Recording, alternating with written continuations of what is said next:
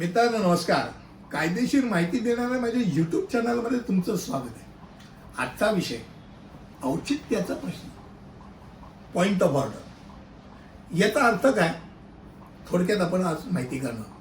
पहिली गोष्ट म्हणजे ज्यावेळेला सभागृह चालू असतं, तो सभागृह पार्लिमेंटचं पण सभागृह असेल, लोकसभा राज्यसभा, ते थेट तुमच्या कंपनीमध्ये सोसायटीमध्ये तुमचे ट्रस्टमध्ये ती सभा चालू असेल.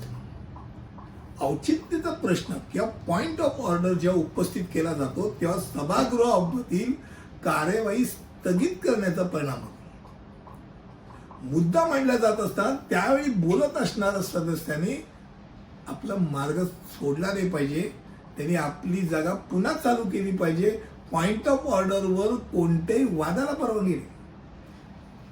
पॉइंट ऑफ ऑर्डर ज्या सदस्यांनी उपस्थित केला आहे तो प्रश्न जो उपस्थित केला तो असा मानतो की सभागृहाचा नियम किंवा प्रथा, प्रक्रिया, परंपरा जी काय ती चुकीच्या पद्धतीने चालू आहे किंवा कुठच्या तरी गोष्टीची दुर्लक्ष केलं जात आहे आणि ही दुर्लक्ष केल्याने त्या सभागृहाचा अवमान होऊ शकतो, चुकीचं काहीतरी डायरेक्शन जाऊ शकतो. मी पॉइंट ऑफ ऑर्डर मानतो की याच्या अगोदरचं या प्रकारे काय झालं होतं ते जरा एकदा चेक करा.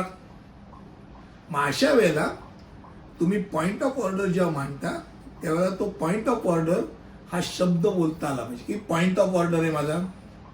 आणि मग पॉइंट ऑफ ऑर्डर म्हटल्यानंतर थांबा.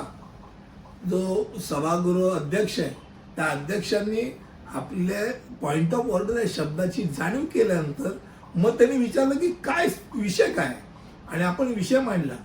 तो विषय मांडल्यानंतर तो पॉइंट ऑफ ऑर्डर योग्य असेल तर त्यानुसार तो विषय आहे तिथे थांबवला जातो. जी गोष्ट ज्याचा परिणाम ज्या करता तुम्ही जो पॉइंट ऑफ ऑर्डर मांडला असो ते थांबवलं जातं. जर सभागृहाच्या अध्यक्षांना वाटलं की नाही यामध्ये या बोलण्यामध्ये दम नाही, हा पॉइंट ऑफ ऑर्डर होऊ शकत नाही, तर त्याला कारणासहित सभागृहाचा अध्यक्ष कारणासहित सांगतो की बाबा हे पॉइंट ऑफ ऑर्डर मला मान्य नाही, चुकीचं वाटतोय. पण त्यांनी असं जेव्हा निर्णय दिला जातो तो निर्णय देतो, त्याचं इतिवृत्तामध्ये नोंद होते, त्याला चॅलेंज येऊ शकतो. म्हणजे त्याला आव्हान दिलं जाऊ शकतं. ज्यांनी पॉइंट ऑफ ऑर्डर रेज केलाय आणि त्याला माहिती आहे की मी बरोबर आहे तर तो ते रेज करू शकतो. एवढं डोक्यात राहू दे.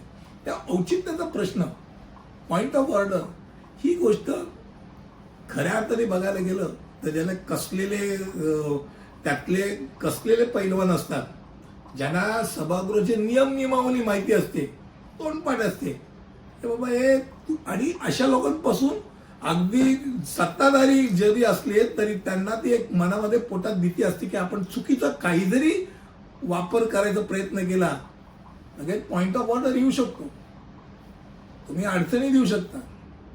आत्ताच काही एक दोन दिवसापूर्वी असंच एक भाग आला की GR मांडला गेला.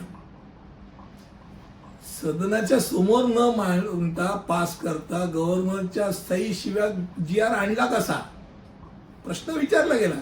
पॉइंट ऑफ ऑर्डर आहे. आता ह्या संदर्भात उत्तरदायित्व हे सभागृहाच्या अध्यक्षांचं असतं, त्याला उत्तर द्यावं लागतं. असं नाही आम्ही केलंय असं नाही होत. तेव्हा तुम्हाला प्रथा परंपरा काय आहेत या माहिती असणं किंवा तुमच्या एकूणच घटनेमध्ये काय लिहिले हे माहिती असणं फार महत्त्वाचं ठरतं. त्याच्या पलीकडे जाता येत नाही. आजचा विषय फक्त औचित्याचा प्रश्न म्हणजे पॉइंट ऑफ ऑर्डर काय या संदर्भात होता. मला असं वाटतं हा विषय मी पूर्णपणे त्याची माहिती दिली. पुढच्या व्हिडिओमध्ये असंच काहीतरी घेऊन येईल. तिथपर्यंत इथेच थांबतो. धन्यवाद.